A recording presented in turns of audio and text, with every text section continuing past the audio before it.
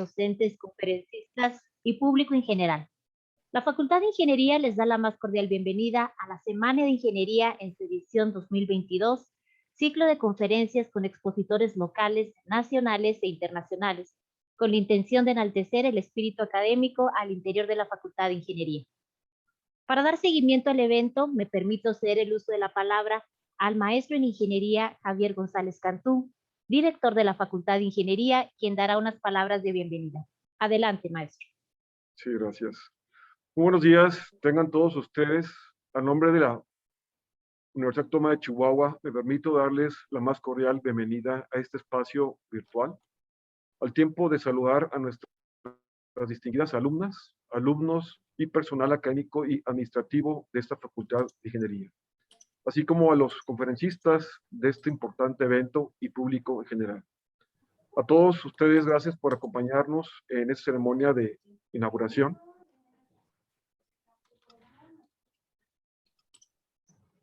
De la Semana de Ingeniería 2022. El día de hoy nos acompañan conferencistas no solo de la región y de algunas partes de México, sino también de España, propiamente de la Universidad Politécnica de Madrid. Así que los saludamos con mucho aprecio y muchas gracias por acompañarnos en esta semana. Los últimos 2 años han representado un momento crucial para la educación e investigación en términos generales, debido a la contingencia. No hay duda de que ha representado un espacio de enormes desafíos y oportunidades para lograr la calidad educativa como un elemento fundamental en las actuales circunstancias. Quienes formamos parte de esta facultad hemos procurado mantener la innovación, apegándonos a los lineamientos institucionales de esta universidad relativos a la formación integral académica de cada uno de los alumnos. Es así que nos esforzamos continuamente en organizar ciclos de conferencias con temáticas modernas de ingeniería, refrendando el compromiso de acercar a toda la comunidad al conocimiento de vanguardia. La Semana de Ingeniería 2022 contará con conferencias académicas dictadas por distinguidos expositores locales, nacionales e internacionales, que son a su vez expertos en los diferentes temas de interés para los estudiantes de las distintas carreras de esta facultad. Por lo que les agradezco mucho que hoy estén con nosotros. Nuevamente a todos los expositores que durante la presente semana nos estarán compartiendo su conocimiento y experiencia en lo más novedoso de sus respectivas áreas. Sin más que decir, procedo a la ceremonia inaugural. Siendo las 10 horas con 10 minutos, declaro formalmente inaugurada la Semana de Ingeniería edición 2022. Les deseo mucho éxito. Enhorabuena. Muchas gracias y sean todos nuevamente bienvenidos. Gracias. Agradecemos la participación del director de la Facultad de Ingeniería y a continuación me permito presentar al expositor de la conferencia inaugural. Es doctor ingeniero de minas por la Universidad Politécnica de Madrid, especialista en hidrología subterránea por la Universidad Politécnica de Barcelona, especialista en hidrología superficial por el Instituto de Hidrología de Madrid y especialista en planificación hidrológica por el Centro de Experimentación de Obras Públicas de Madrid. Actualmente es profesor ad honorem del Departamento de Matemática Aplicada y Métodos Informáticos de la Escuela Técnica Superior de Ingenieros de Minas de la Universidad Politécnica de Madrid. Cuenta con una relevante producción bibliográfica, donde destacan varios libros realizados en colaboración con otros autores y más de 50 publicaciones en revistas, seminarios y congresos relativos a hidrología, hidrogeología, modelización de acuíferos, planificación y gestión e informática aplicada a geología e hidrología. Con ustedes, el doctor Alfredo Iglesias López, con su conferencia titulada Agua, Minería y Ambiente. Adelante, doctor.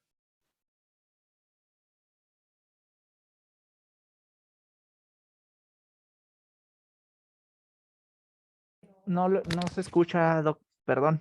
Doctor, perdón, no lo podemos escuchar.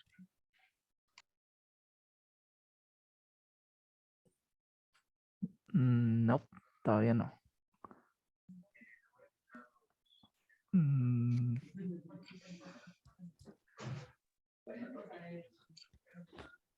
Nada, no, todavía no. Perdón. Nada aún. No sé si se alcanza a escuchar. Sí, no se preocupe, doctor. Nosotros aquí lo Bueno, me imagino que ahí nos dijo el, el doctor Iglesias que nos esperemos un momentito mientras trata de solucionar ahí el problema. Mientras voy a detener aquí un momentito la grabación. Adri Manchala. ¿Correcto? Adelante. Bien. Pues les digo que vamos a darles 2 charlas. Va a tratar el tema de agua, minería y medio ambiente. Voy a hablar de la primera parte, agua y minería, y Julio César hablará de minería y medio ambiente. Yo voy a darles una charla que lo que pretendo es motivar, animar a un debate abierto sobre los beneficios y los perjuicios de los procesos mineros, porque tienen ventajas y tienen inconvenientes. Y desde luego ayudar a propiciar un debate sobre la megaminería en algunos países mineros de la América Latina, ¿no? Entre los que destacan México, Chile, Colombia y Perú. Y por ese orden, según me hizo saber un amigo precisamente mexicano. ¿Qué les voy a contar? Pues voy a hablar algo del agua y su evolución y lo que significa el agua y principalmente el agua subterránea, que es un tema que muchas veces no llegamos a captar. Luego hablaremos de la minería y su proceso en términos generales, el proceso de la minería, el medio ambiente. Y como esta primera charla creo que sea motivadora, ligera, para debatir, voy a pasar 3 ejemplos. Tenía otro más, pero ya eran demasiados. Voy a hablarles de un caso en España, de otro caso en Perú y de otro caso en Colombia. De problemas en los que ha habido contaminación y en los que ha habido que tomar soluciones. Y luego, pues, algunas acciones recomendables, el estudio del impacto ambiental, los estudios hidrológicos e hidrogeológicos, el monitoreo, los sistemas de información muy importantes y reflexiones. Esto es una charla que yo creo que es más bien conceptual para animar el debate. La segunda charla será más técnica y más que hablar de problemas y de dificultades, como voy a hablar yo ahí, va a hablar de remediación. Julio César hablará de remediación, de soluciones. El agua, no sé cómo contarlo. Miren, yo cuando empecé hace más de 50 años, ¿no?, a trabajar en hidrogeología, me decían: Alfredo, ve a buscar agua para algún pozo o marca para solucionar los problemas de este pueblo. El agua era fuente de suministro exclusivamente. Se buscaba agua como fuente de suministro. La consigna era: España tiene sed. España tiene sed porque es un país seco, pero sé que estoy hablando para Chihuahua y no voy a presumir de nada porque sé que los problemas en Chihuahua son muy serios. Pero es que no había acabado, no había empezado con los temas de suministro apenas, cuando aparece otro problema, que es que me empiezan a pedir cosas pues porque se ha inundado un túnel, porque, es decir, el agua aparecía como problema en túneles, ferrocarriles, carreteras, obras públicas. Pasaron muy poquitos días y el agua subterránea se mostró tal y como es. El elemento supremo de transporte de contaminantes en el suelo y en subsuelo. Y esa es una realidad inapelable.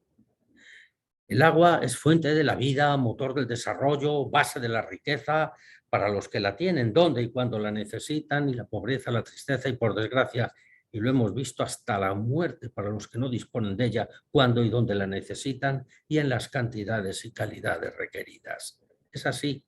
Pero además de ser todas esas cosas, es a veces un problema y, sobre todo, es el transmisor por excelencia de contaminantes en el suelo y subsuelo, como en la superficie, es precisamente la atmósfera. La minería Bueno, pues hay 4 tipos de minería que yo creo que los conocen todos y porque en casi todos sitios se divide la minería en estas 4 partes, ¿no? Uno es la minería de rocas industriales y ornamentales, los granitos, las pizarras, los mármoles, la minería de todos estos tipos de productos, y luego la minería pues, de calizas, de margas, etcétera, para fabricación de cementos, etcétera. Un segundo grupo de minería es la energética, y la energética puede ser de hidrocarburos, de carbones, etcétera. Otro es la minería metálica, que es muy peligrosamente, en muchos aspectos y en muchas ocasiones, peligrosamente contaminante. Y luego otro grupo que son, o que por lo menos así, en algunos sitios o en algunos catastros mineros se sitúa, que son las aguas subterráneas, las termales y las mineromedicinales. La minería de rocas industriales y ornamentales es una minería que en general se da en superficie, y los problemas más graves de contaminación que se causan son impactos sobre el paisaje, polvos, ruidos, polvos en la atmósfera, etcétera, en general. Hay otro tipo de minería que es la energética, y esta ya es un poco más peligrosa. Por ejemplo, el carbón, como tenga azufre, genera aguas ácidas, y es ya un problema, porque las aguas ácidas tienen mayor capacidad para disolver metales, y los metales se acumulan en el cuerpo si los tomas y tienen muy mala solución para eliminarlos, ¿no? Otra minería energética son los petróleos. Petróleo, por supuesto, es un producto contaminante y con frecuencia cancerígeno. No suele haber, y se tiene muy controlado, los temas de vertidos y cuestiones de estas, pero bueno, a veces ocurren y siempre tienen ese riesgo. Y aparece la reina de la minería, en cierto modo, entre comillas, con la minería metálica. Tanto si es en minería de interior como si es a cielo abierto, son muchos los problemas que puede crear cara al medio ambiente. Yo te voy a tratar de explicar un poquito por qué.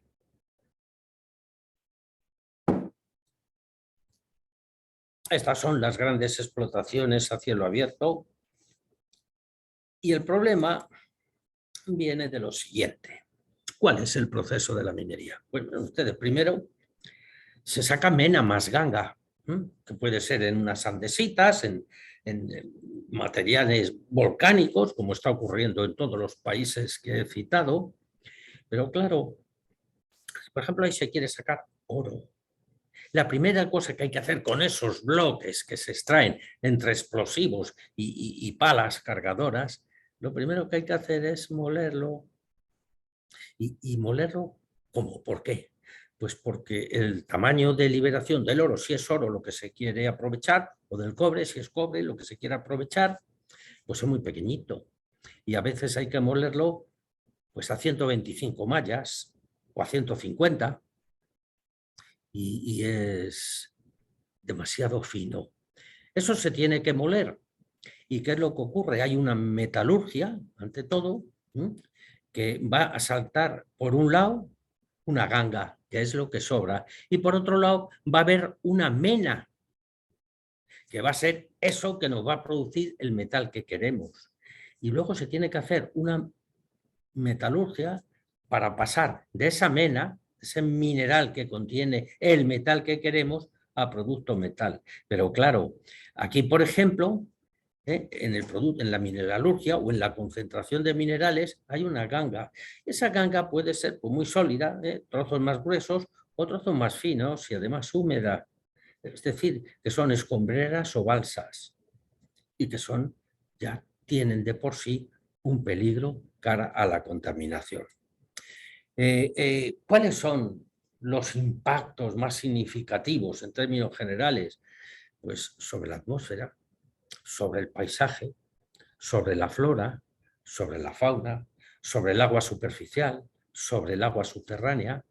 los impactos sobre el medio social y económico, que son peligrosos, y además es que mientras que si la fauna la contaminas, la fauna no dice nada, el medio social y económico replica, ¿eh? Sobre el medio cultural y artístico, y lo que es más grave, tiene repercusiones la contaminación sobre la salud humana. En lo que respecta a la minería, produce impacto claro, negativo, a la atmósfera, al paisaje y al agua. Y claro, debido a ello, esto impacta a la flora, a la fauna y peligrosamente a la salud humana. ¿Cuál es el problema real? Pues es ese, el tamaño de liberación de los metales, porque se tiene un todo uno, que es el conjunto de minerales que sacamos, y en el proceso hay que partirlos y extraer solo la mena, es decir, la parte que nos va a interesar, y el resto sobra. Pero claro, hay que molerlo, y lo que sobra está muy fino. Muy fino significa muy reactivo. Todo este proceso de aparecer metales muy molidos, porque lo hemos necesitado para poder concentrarlo, pues nos encontramos con una particularidad, que es el azufre, el sulfuro. Es muy frecuente, sobre todo en formaciones que están en profundidad o que pertenecen a ambientes reductores, pues que no haya oxígeno y tiene sulfuros, por ejemplo, de hierro. Estos sulfuros de hierro, como se van a oxidar en cuanto suben a la superficie, se parten las rocas, etcétera, pues con el oxígeno van a formar anhídridos sulfurosos o sulfúricos, como veis aquí. Y naturalmente, con la ayuda de bacterias se hacen también estas transformaciones, y naturalmente esos anhídridos sulfúricos, con la presencia de agua, van a formar ácido sulfúrico. Es decir, nos van a proporcionar aguas ácidas. Lo que sale del contacto entre el agua y el polvo de las exploraciones del proceso minero da lugar a aguas ácidas. Y esas aguas ácidas, por donde transcurren, tienen la capacidad que no tienen unas aguas neutras de pH medio o un poquito más alto, o básicas. Es que tienen la capacidad de disolver metales. Y claro, es que después de disolver metales pueden infiltrarse, están en el seno de los acuíferos y transcurren en función del juego de gradientes piezométricos hasta otras zonas, y aparecen por fuentes y aparecen por ríos, y la gente los toma y bebe metales que se acumulan en su cuerpo y que no van a poder eliminar nunca. Es un problema grave el tema del azufre. Y claro, las minas están, las aguas están clasificadas, bueno, pues ácidas con pH menor de 6, alcalino de 9 a 10, en fin. Y ya cada una de estas tiene una clasificación. Hay muchas clasificaciones, pero bueno, esta es la de Morin y Hull. Y naturalmente el conjunto de metales que puede arrastrar un agua ácida pues son el hierro, el aluminio, el manganeso, el zinc, el cobre, el plomo, el mercurio. Bueno, arsénico, cadmio y níquel. Pues es que esto es así, esto es un esquema de un lavadero, y siempre se procede, ¿eh? Lo primero que se tiene que hacer con ese todo uno que se ha extraído de la tierra y que va en bloques de pues 10, de 20, de 50 centímetros, bloques grandes, pequeños, de todo, pues automáticamente se tiene que proceder a un machaqueo, y se usan machacadoras de mandíbula. Creo que ahora ya no le llaman nunca machaqueo porque está mal visto, se le tiene que llamar trituración o trituradora de mandíbula. Bueno, yo digo lo que sea moderno, ¿eh? Da igual. Y esto naturalmente pasa sus tamices, sus filtrados, para que los tamaños que en la machacadora no hayan roto bastante, pasarlos, y se pasa después a esos filtros y se pasa a los molinos, a una molienda más fina. En esa molienda, con los molinos de bolas o de varilla, pues bueno, se acaba en el proceso de molienda pues, moliendo a 125 micras o a 200, o tamaños muy pequeños, en milésimas de milímetros estoy hablando. Cuando se tiene todo ese polvo, pues se somete a flotación, por ejemplo, es el tratamiento que se da. Entonces se echan unos aditivos en toda esa pulpa, se forman unas espumas y, por ejemplo, hay las espumas específicas que se retienen, que se adhieren al oro, otras se adhieren a otros metales, etc. ¿Y qué es lo que ocurre? Pues que se retiran esas espumas y ahí se tienen los minerales que de hecho se desean obtener y se desean explotar. ¿Correcto? ¿Y qué hacemos con lo que sobra? El metal que nos interesa ya no lo hemos llevado. ¿Qué hacemos con lo que sobra? Pues automáticamente lo tenemos que echar, como veis aquí, a una escombrera. Pero a esa escombrera hemos echado los metales que no nos interesaban y los hemos echado molidos, porque cuando hemos molido hemos tenido que moler todo. Esta vez el tamaño es importantísimo, ¿eh? Porque lo primero es que tamaños tan finos son mucho más reactivos. Entonces pasa un agua ácida y la echa sobre una roca grande, no tiene capacidad de hacer nada, pero queda embebida en un medio granular fino y su capacidad reactiva es mucho más alta. Disuelve metales y encima se infiltra el agua. Claro, el agua va sin sólidos en suspensión en este momento. Yo estoy hablando de que disuelve. Bien. Después de esto hay que hacer un par de fases de flotación, un repaso, etcétera. Lo que se tiene es que obtener el oro. Se usan procedimientos tan fuertes como la cianuración. Hace una disolución del oro y como consecuencia quedan unos finos, por un lado finísimos, que van a balsas de relaves y queda el oro que ya puede ser concentrado y exportado. El oro u otro metal. Consecuencia, aunque se recupere el agua, que se trata de recuperar siempre, aunque se recuperen algunos metales, que puede ocurrir que sea así, siempre van a quedar muchos metales, muchos, con posibilidad de ser disueltos por las aguas ácidas y pasar a ser aguas subterráneas. Como consecuencia puede ser peligroso, muy peligroso, y la contaminación de las minas, si se abandona, si se deja que sea, es terrible. Miren, yo voy a empezar a plantear estas cosas. No se tiene que asustar nadie de las fotos que pase, porque estamos discutiendo pros y contras. Y al final la recomendación que doy es que si hace falta explotar la minería, habrá que explotarla, pero tendremos que hacer la ingeniería precisa para que no contamine nada. Y eso es una cuestión de que va a salir un poco más caro el producto, no más. Bueno, y ahora aquí estamos en España, tierra de todos, como sabéis. Bueno, pues ocurrió una cosa en un sitio llamado Aznalcóllar, al lado de Sevilla, que fue lo siguiente: era una mina compleja, como veis aquí. Esta es la corta de Aznalcóllar, es una corta grande, se explotaba el material.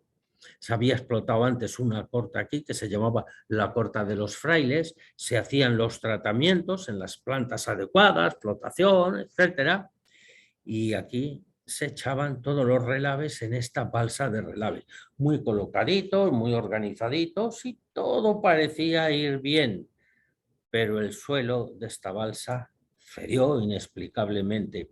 No es que se haya roto, no es que se haya vencido el talud o estuviera mal calculado, no, es que si se fija en esto, nos fijamos en esto, vemos que se ha desplazado, se ha despegado de aquí y se ha venido hacia aquí. Ha roto esto y han saltado todos los relaves, ocasionando una catástrofe ambiental enorme. Esto es lo que ocurrió. Rompió y todo tranquilamente se fue a un río muy bonito que pasaba por allí. Fijaros cómo quedó el río. Rota aquí la balsa de relaves Yo por aquí, salió al río y ocurrió esta desgracia. Bueno, esto se arregló muy rápido, pero ¿por qué? Pues porque es que aquí hay una cosa que es el Camino del Rocío, que es una feria con una devoción muy grande por parte de muchos, y al Rocío se suele ir andando, hay que ir andando. Se va por el camino, bueno, si tienes a alguien con un caballo y te lleva a caballo, pues mejor que mejor, ¿no? Aquí está. Estas fotos las habéis visto seguro en la televisión y en películas, etcétera. Las mozas van con sus novios o con sus amigos, montadas a las grupas de los caballos, muy bien vestidas, y que no nos olvidemos que aquí estaba el Rocío, todo esto era el río contaminado, aquí estaba el Parque de Doñana, una reserva ecológica fundamental, además, porque las aves migratorias, cigüeñas, grullas, etcétera, se van al norte de Europa en verano y se van a África en invierno, son tontas. Y esto es zona de paso, es aquí donde beben sus aguas, donde descansan, etcétera, etcétera. Las tablas de Daimiel, perdón, en el Parque de Doñana, abajo de todo esto. El camino para el Rocío se había quedado así y todos estos eran lodos cargadísimos de arsénico. Arsénico es cancerígeno, aparte de un veneno, que al principio lo tomas, no pasa nada, tomas un poquito, no pasa nada, pero sigue tomando, verás. Es enorme, preocupante. Bueno, pues esto, ¿qué se tuvo que hacer? Pues esto. Una flota increíble de camiones, palas cargadoras, y se cogieron todos los limos, se echaron ahí y se echó a una corta que era la corta de los frailes, una corta abandonada, y ahí se echó. Y ese fue el caso. No pasó nada, pero hubo que invertir mucho dinero, ¿de acuerdo? Se hizo antes de que fuera la procesión del Rocío, que era donde estaba estimado la mayor parte del peligro. Mirad que esos lodos se expanden, de momento están húmedos, pero se secan. Y cuando se secan, pues pueden pisar, se va caminando, viene aire, se lo lleva, y el que respira eso, lo que está respirando es un polvo que tiene mucho arsénico y metales. Hombre, Perú.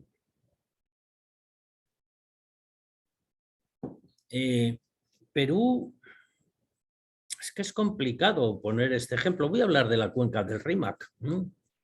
Perú, por ejemplo, es un país que tiene un PIB, ahora mismo no se sabe, lo de la pandemia nos ha trastocado a todos, pues de $209.000 y un PIB per cápita de 6.560, yo creo que está desactualizado un año o dos.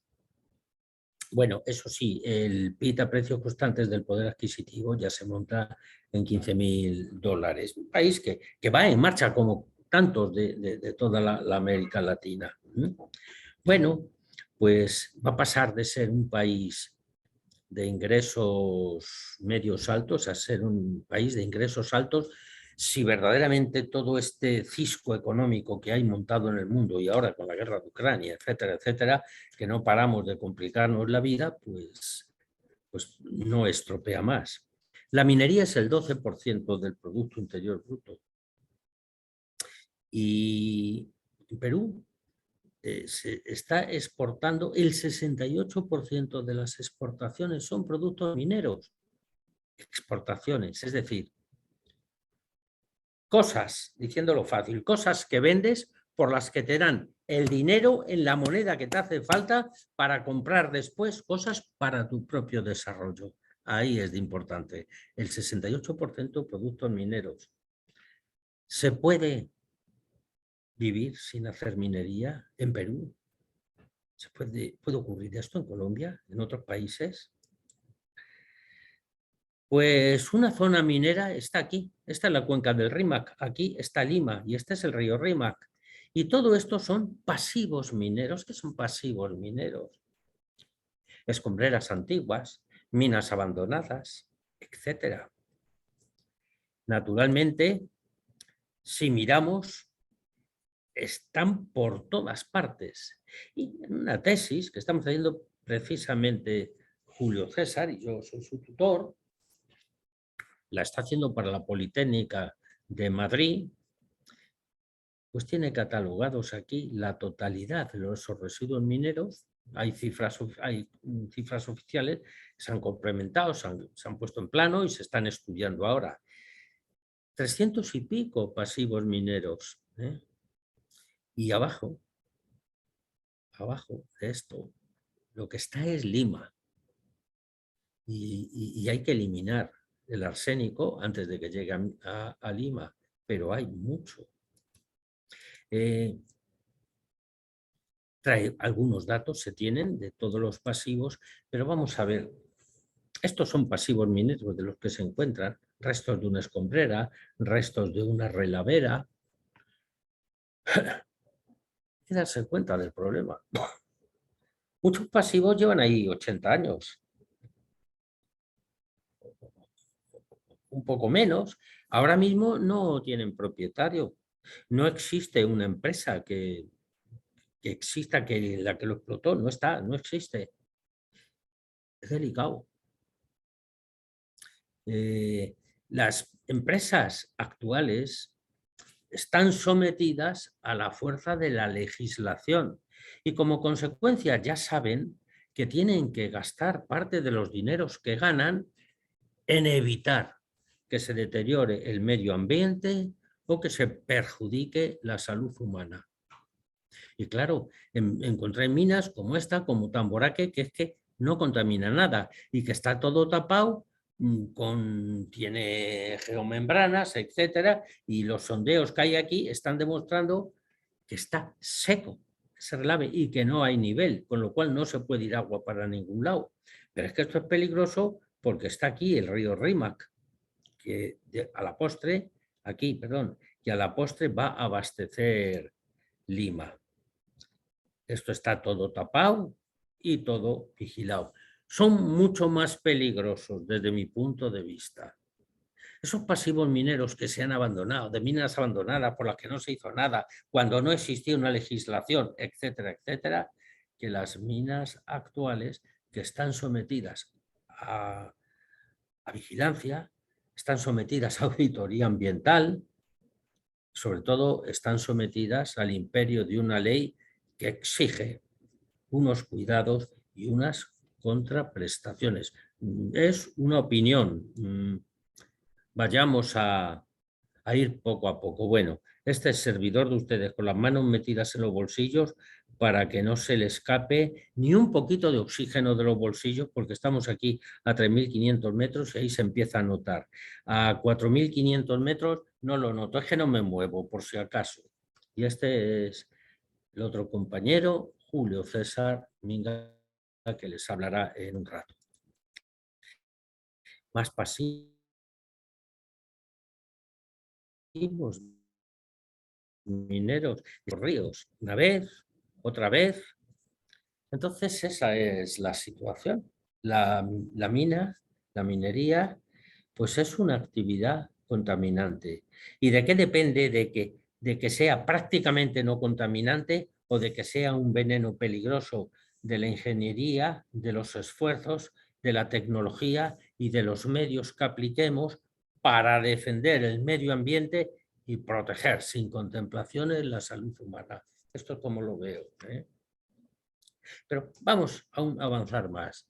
Ahora nos vamos a Colombia. En Colombia han hecho 4 proyectos enormes. Bueno, es un país con un PIB similar al de Perú, que hemos hablado antes, y un PIB per cápita también pues muy similar, etcétera, y que estamos pues poquito a poco tratando de subir y de expansionarse, pero que desde luego no sabemos lo que va a pasar por culpa de las pandemias, guerras y tal, y habrá que ver si ese futuro deseable y que parecía que iba a ser, pues verdaderamente se va cumpliendo. Depende de todas estas cosas. Bueno, pues piensan en una reactivación económica.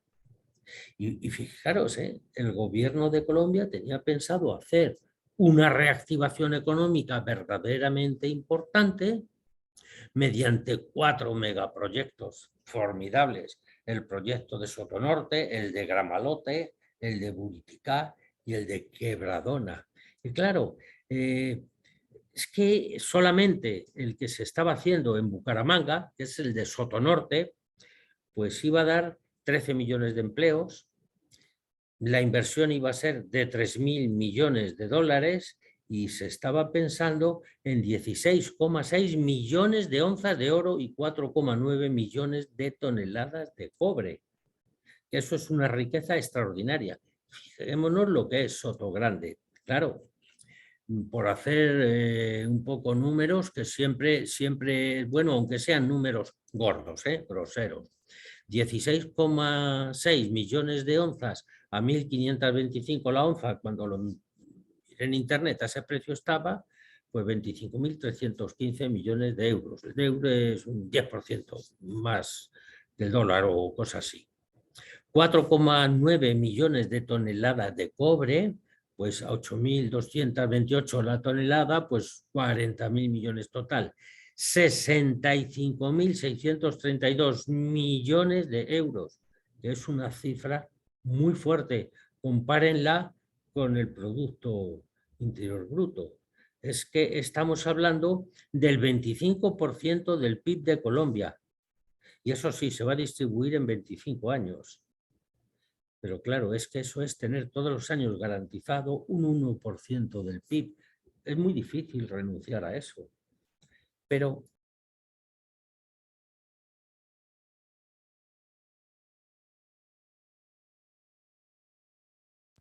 Doctor, una disculpa, se apagó su micrófono. No sé si...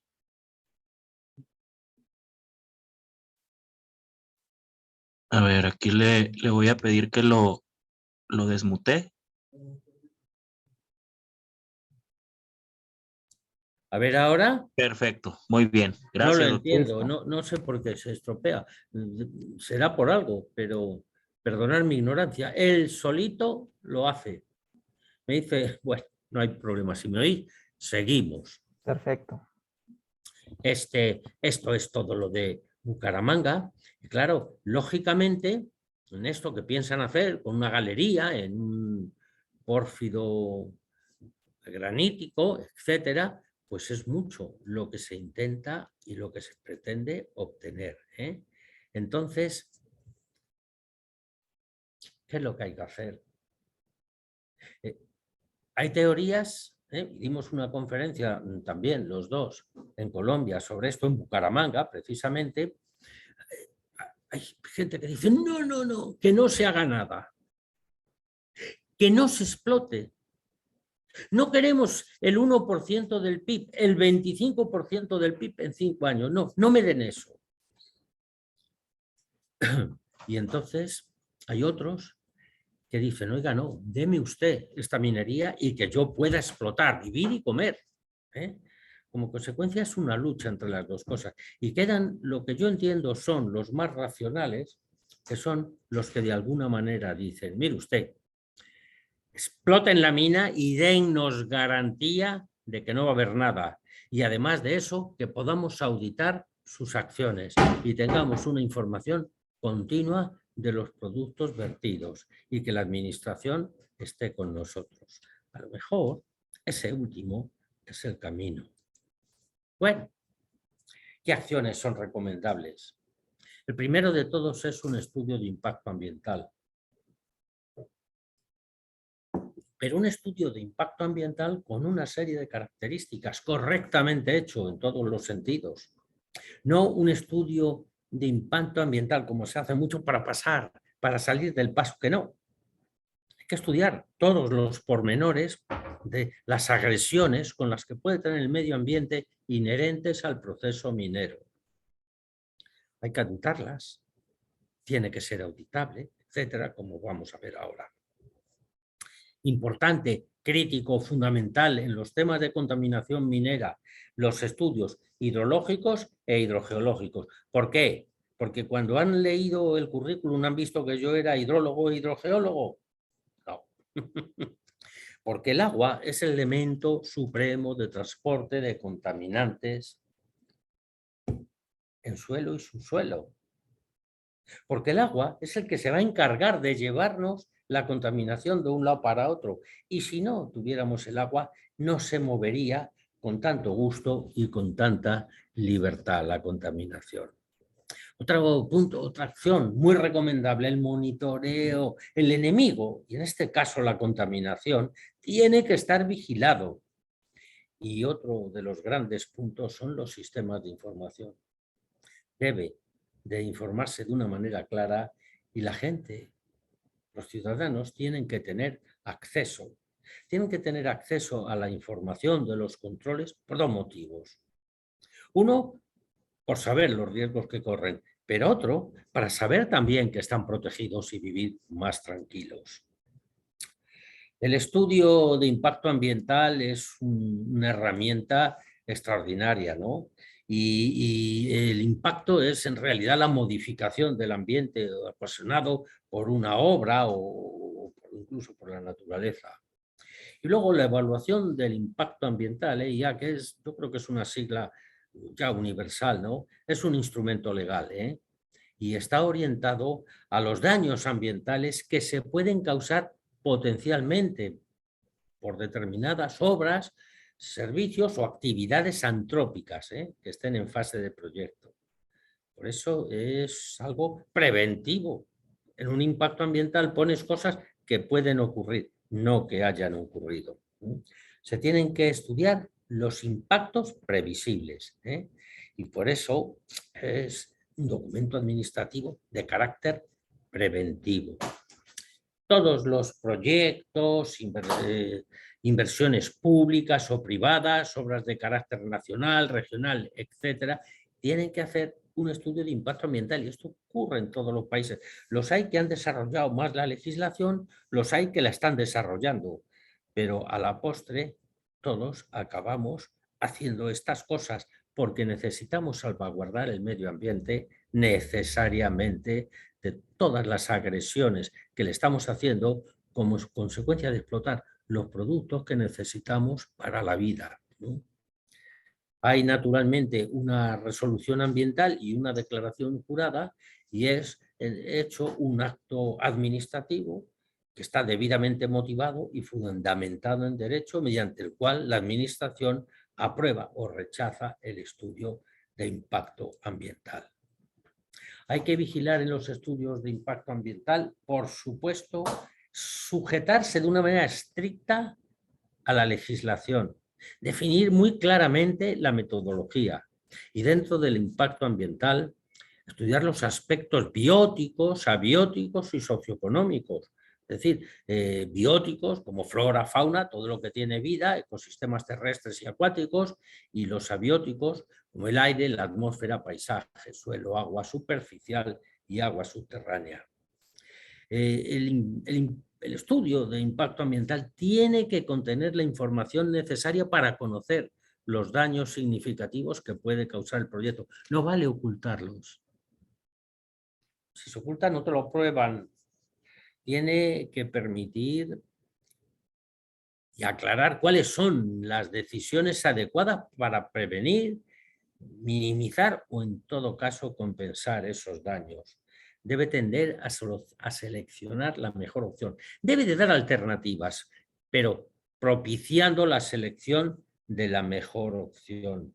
Y además de esto, siempre hay que ver que los temas de impacto ambiental, los temas de medio ambiente, no son asunto de un técnico o de un experto, por muy experto que sea y muchos que sean sus laureles. En realidad hacen falta equipos multidisciplinares, gente con conocimiento de muchas cosas, y hay que ser capaces de aprender a contar con la opinión de los ciudadanos. Y sobre todo fomentar de una manera clara y no raquítica la información pública. El estudio de impacto ambiental, bueno, pues tiene que poner una serie de medidas para la mitigación, y pueden ser medidas de prevención, de control, de atenuación, de restauración y compensación. Por ejemplo, si vas a perjudicar a una comunidad, pues a lo mejor la perjudicas en eso, pero la tienes que dar unos dineros o buscarle unas soluciones para compensar ese daño que por un lado se le ha causado. La atenuación, la restauración, etcétera, lo vemos perfectamente. Y por tanto, hay esos 3 tipos de medidas para actuar, que son las preventivas, que es evitar que exista el problema, las medidas correctoras, que corrigen un impacto, y luego las medidas compensatorias, que lo que vas es a compensar esos efectos irreversibles. Cierto que el estudio de impacto ambiental tiene que contener unas prescripciones y especificaciones que están marcadas, las debe de marcar la administración, tanto en la explotación como en el laboreo, como en el cierre, más importante aún. Y entonces tiene que figurar entre esas medidas y esas prescripciones el control ambiental, las garantías financieras, porque claro, una empresa se coge, se va y adiós. Y ya no cierro la mina y no hago todas las operaciones que tengo que hacer para defender el medio ambiente. Garantías financieras. Tiene que someterse a auditorías ambientales, por supuesto, a vigilancia ambiental y a información pública. Miren, yo en esto he visto lo que me parece a mí avanzar mucho más a los petroleros que a los mineros. Los petroleros empiezan a ser transparentes y tienen empresas solo para tratar con los usuarios que les reclaman, pues, que les contaminan o etcétera. Bien. Acciones recomendables de estudios hidrológicos, pues no creo que no cabe en duda y ya he explicado por qué. También en hidrología hacen falta tener datos precisos de clima, aportaciones, etcétera, etcétera. Claro, la mitad de las veces y en muchos de nuestros países trabajamos en presencia de datos escasos y medios insuficientes, o de medios escasos y datos insuficientes, como queráis. Muchas veces hay que poner pluviómetros y conocer la precipitación porque no hay pueblos cerca de donde vamos a explotar y no hay pluviómetros, ¿no? Bueno, siempre son en hidrología parte de la ubicación, geometría, características de las formaciones acuíferas, el movimiento del agua, la hidrodinámica, los ensayos. Siempre al final tenemos que definir un modelo hidrogeológico conceptual, porque tenemos que saber cómo se mueve el agua en la zona y como consecuencia dónde nos puede llevar los elementos contaminantes. Si estos aparecen, hay que hacer un modelo de simulación de flujo que sea actualizable, un modelo de transporte de contaminantes actualizable y a veces un posible modelo de gestión. Con respecto al monitoreo, el inventario de puntos de control, los controles en cantidad de pozos, ríos y lixiviados, los controles de calidad de pozos, ríos y lixiviados también, el análisis de controles, hay que hacer informes del estado y la tecnología de bases de datos y sistemas de información, que es donde se almacena todo, donde se puede obtener información en base a información y donde se puede exponer la síntesis de esa información al público en general o a los usuarios que tengan que ver con el problema que está planteado.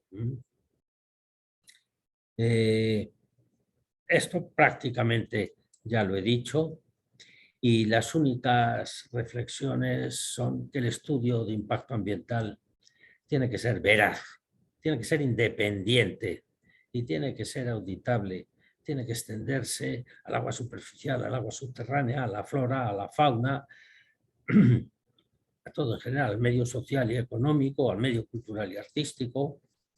La hidrogeología es también crítica. Es que hay que hacer hidrogeología y yo no sé por qué la hidrogeología se ha abandonado tanto.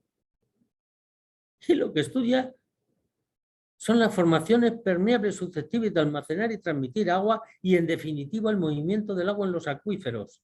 Y agua que se mueve. Si la contaminas, lo que se mueve es la contaminación con el agua. Temas de financiación y, desde luego, miren, en un estudio de estos, fundamental, la imparcialidad técnica.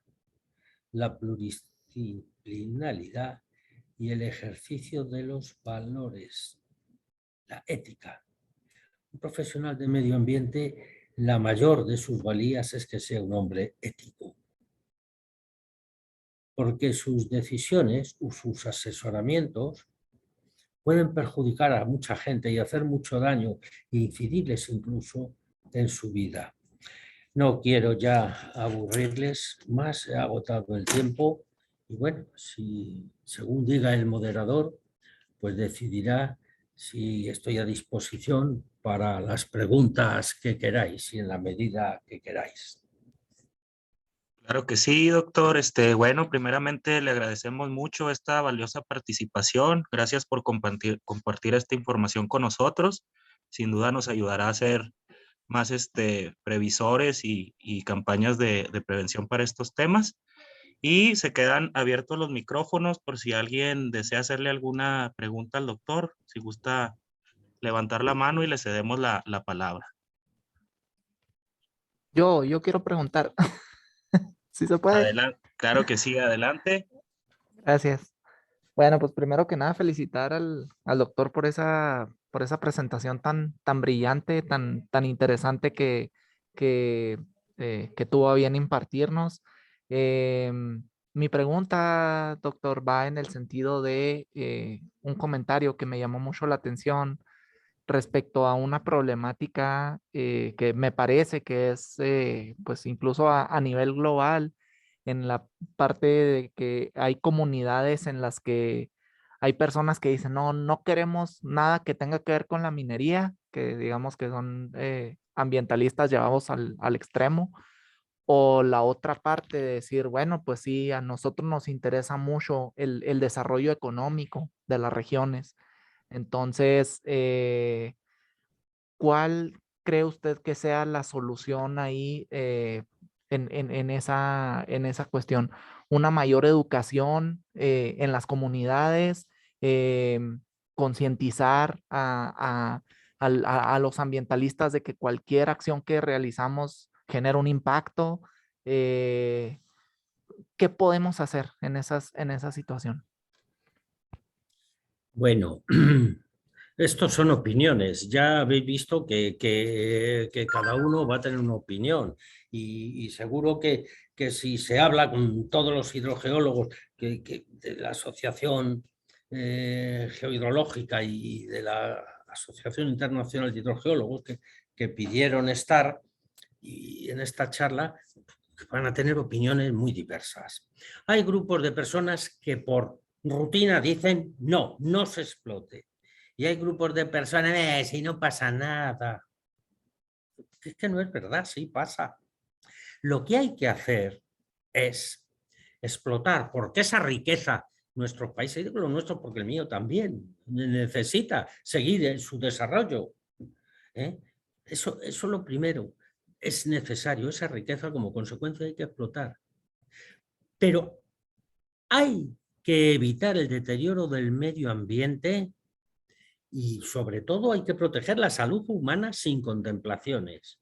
Y eso, lo voy a decir en plan feo, eso es dinero. Lo único que ocurre es que cuando explotas una mina y dices voy a sacar 16,6 millones de onzas de oro y que es tanto dinero, pues lo que tienes que entender es que el personal te cuesta tanto, los explosivos te cuestan tanto, bla, bla, bla, etcétera, todas tus cuentas. Y además la protección del medio ambiente te cuesta tanto. Como consecuencia, a lo mejor no vas a sacar tanto dinero por el oro. Tiene que haber una administración eficaz, tiene que haber una legislación eficaz y tiene que darse la posibilidad a los usuarios de que lleven un control, es decir, que vean los controles y que como consecuencia, que en su momento, si hay pérdida de algún punto contaminante, lo hagan.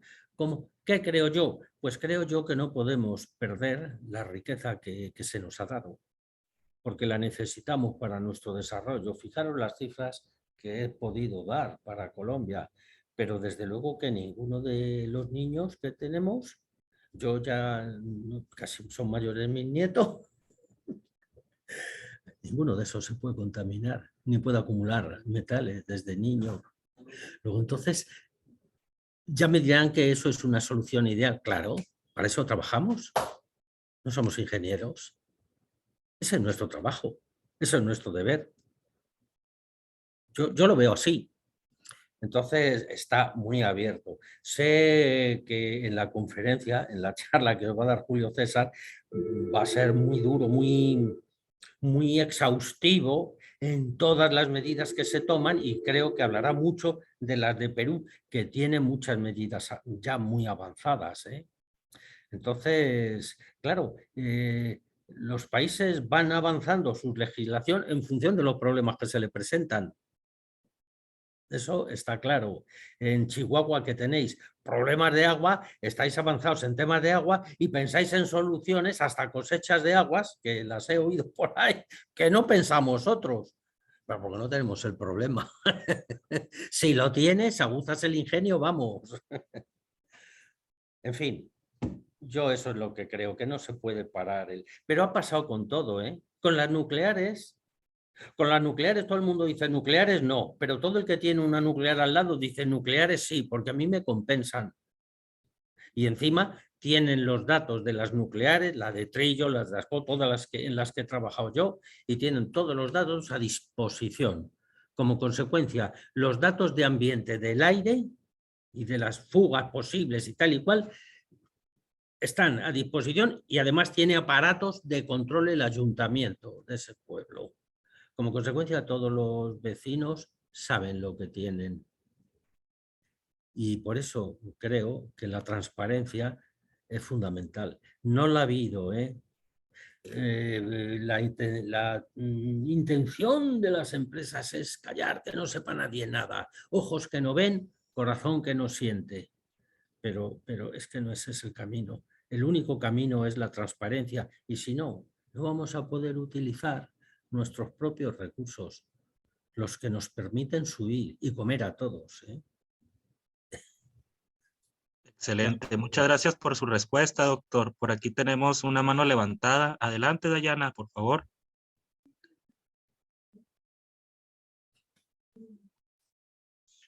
Permítame un segundo. Aquí le voy a pedir.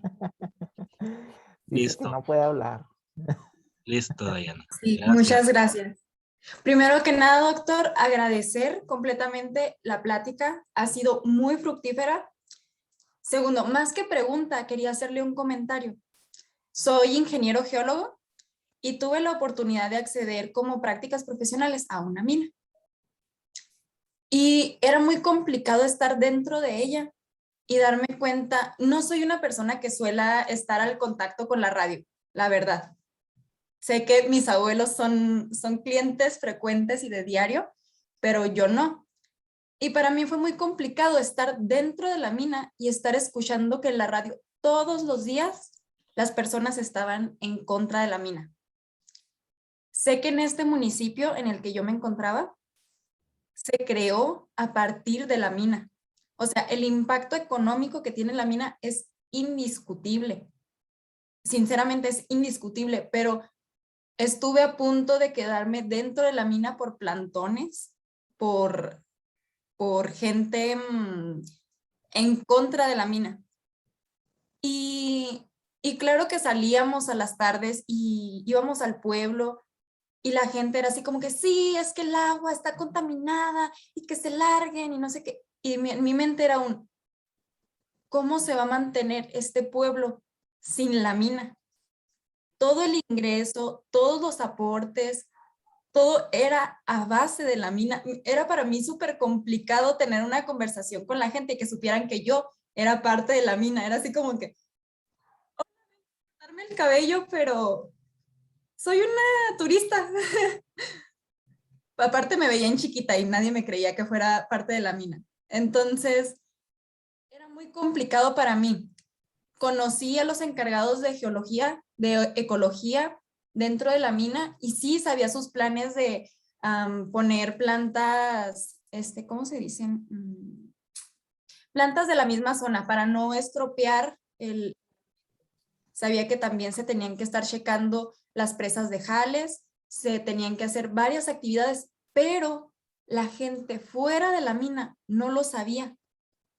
Entonces yo decía, es que por más actividades que la gente dentro de la mina pueda hacer, si no se los comparten, ¿cómo van a saber? O sea, ¿cómo van a entender que son parte de esto? O sea, que necesitan el dinero para vivir, pero también necesitan aportar para solucionar estos problemas.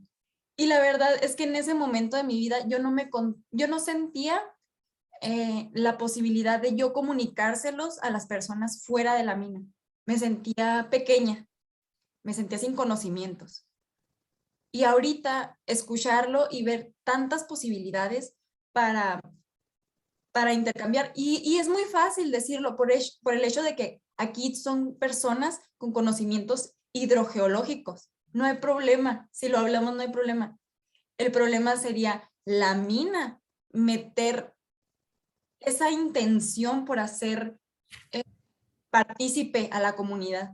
Siento que tal vez en este caso la mina debió haber invitado, ¿no? Como casa abierta a entender de que estamos haciendo algo por solucionar esto, casa abierta a ver cómo se maneja, cómo las replantaciones de las plantas endémicas, pero sé que son cosas que no se hacen.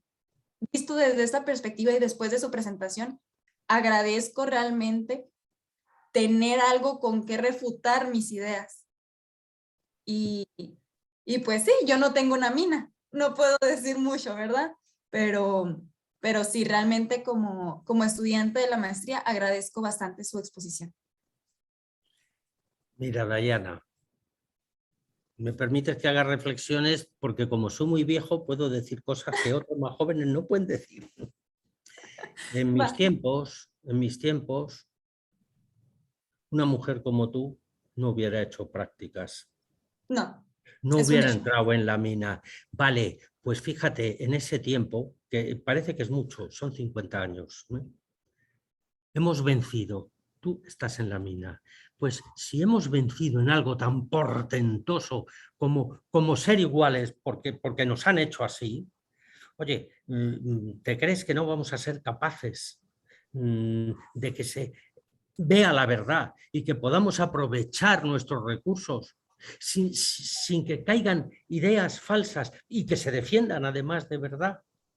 Mira, todo lo que has dicho es exacto, que la gente se quede con lo que has dicho, porque es así, es que es exacto, es que en cada una de las palabras está el tema. Mire usted, yo veo que la gente come de eso y vive de eso. Y veo que la gente no lo quiere. Bueno, pues porque le cuentan cuentos a la gente y la engañan. Y entonces la pregunta dices, oye, ¿cómo se les explica? Mira, vivimos en la sociedad de la información y eso es una tipología de sociedad en la que el desarrollo social y económico se consigue a través de hacer el uso de las mejores y más modernas tecnologías de la información y de las comunicaciones. La lucha y la victoria está en la información. No hay más. La gente tiene que estar informada para tener capacidad de opinión propia y no que se la cuente el primero que pasa por allí que defiende los intereses X, Y o Z. Entonces, el camino es la información, el camino es la transparencia, el camino es que poco a poco en los ingenieros ambientales, geológicos, en los profesionales que intervienen, la gente tenga cada vez más confianza. ¿Y esto es imposible? No, esto es posible, porque no paramos de evolucionar. Y estoy contentísimo de saber que has entrado en una mina. Mis compañeras, no tuve compañeras yo, pero tengo muchas alumnas, ¿sabes? Sí, no, realmente era el momento en el que una mujer pise una mina, la mina se va a caer. Y yo, Pues no se ha caído ninguna y mis alumnas entran perfectamente y algunas muy fuertes, ¿no? Y sí. salen al campo y no pasa nada y cuando tropiezo yo un poquito me sujetan y no pasa nada. No me caigo tanto todavía, ¿eh? Bueno. Dale, muchas gracias por su comentario, Dayana. Gracias, doctor. ¿Alguna otra pregunta? ¿Alguien que quiera preguntar algo al doctor Iglesias? Por aquí en el chat hay un comentario, me voy a permitir leerlo.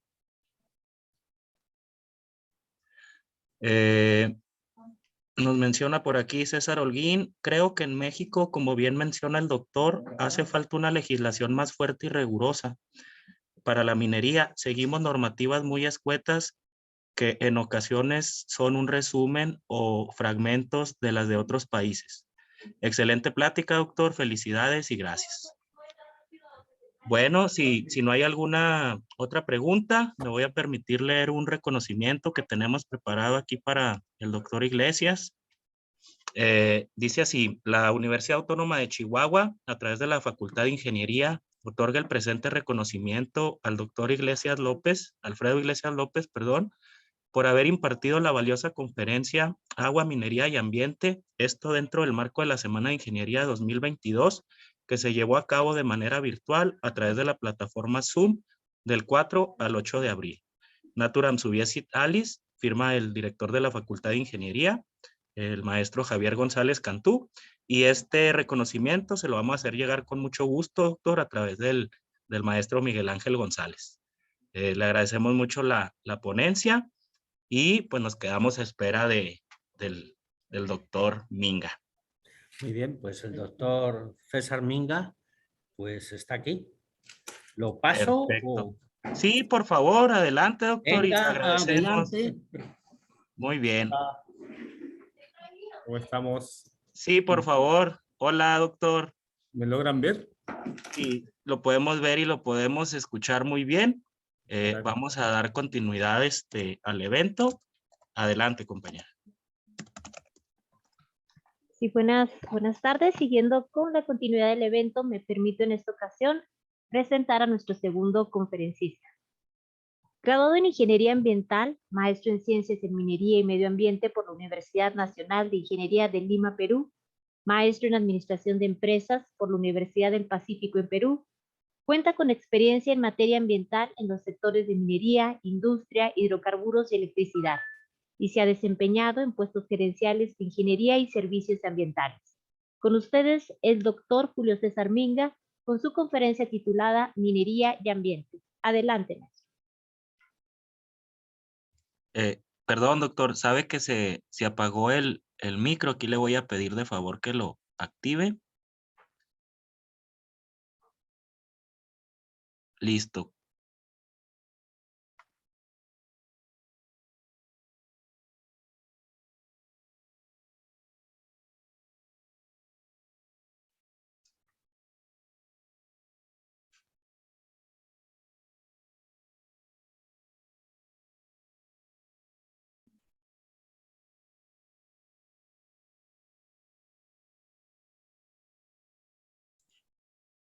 Muy bien. Ahora sí, ¿me logran ver?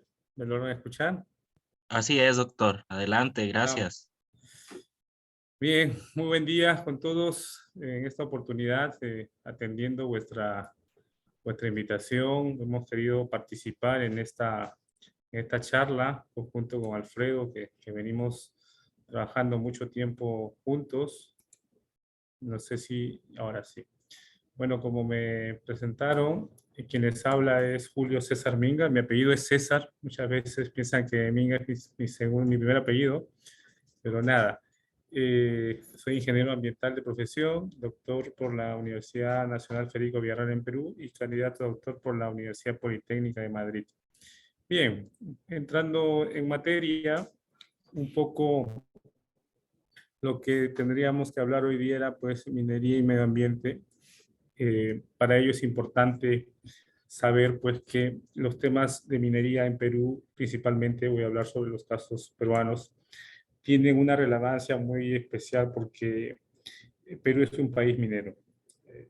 Perú aporta el 10% del PBI, minería aporta el 10% del PBI a Perú y es una actividad bastante importante. No obstante, los proyectos mineros en el Perú principalmente están en la costa peruana, proyectos cupríferos, y los proyectos auríferos y de plata, plomo y zinc polimetálicos están en la costa, en la zona andina del Perú, ¿no?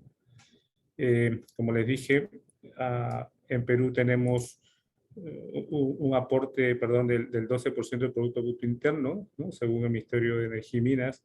Tenemos proyectos en diferentes regiones del Perú, entre ellas la zona de costa principalmente, donde tenemos a Sauder a través del Grupo México, por ejemplo, que está en la zona de Cuajone, Toquepala, en la zona sur de la costa, y muchas empresas, digamos, de connotación mundial, como Barrick, Strata, BH, Cerro Verde, All American, Peñoles, Chinalco, Votorantim, Glencore, Grupo Volcan también.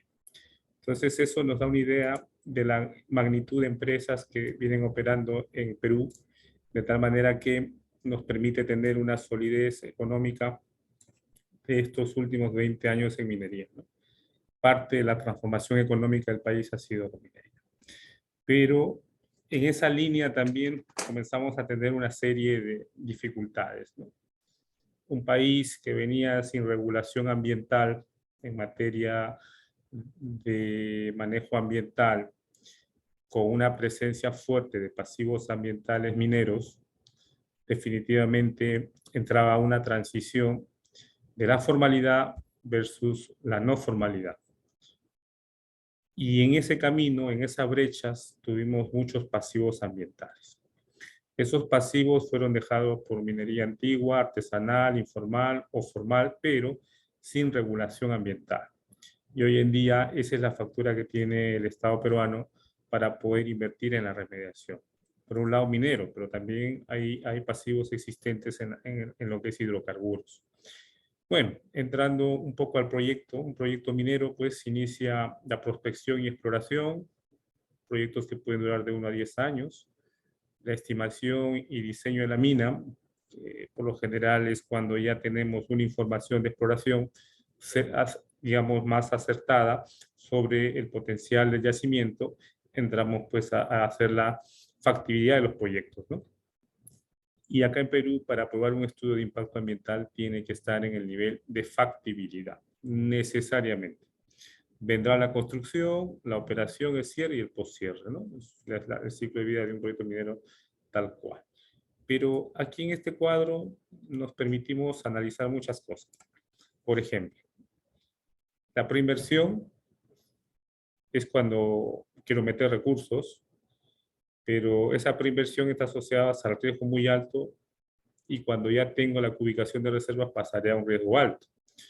Vendrá toda la etapa de prospección geológica, el estudio de perfil, la exploración per se con maquinaria, y esa me permite dimensionar la ubicación de reservas, ¿no?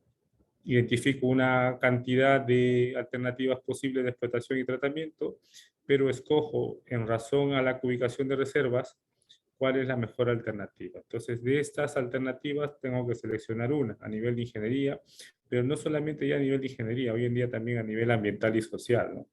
Porque puedes tener una muy buena ingeniería sólida, económica, rentable, pero si no hay, digamos, al buen vecino, si no tienes el buen vecino, esto no va a caminar. Socialmente pueden ser barreras que tengamos que, digamos, tener muy marcadas y mapeadas para poder avanzar al proceso de construcción.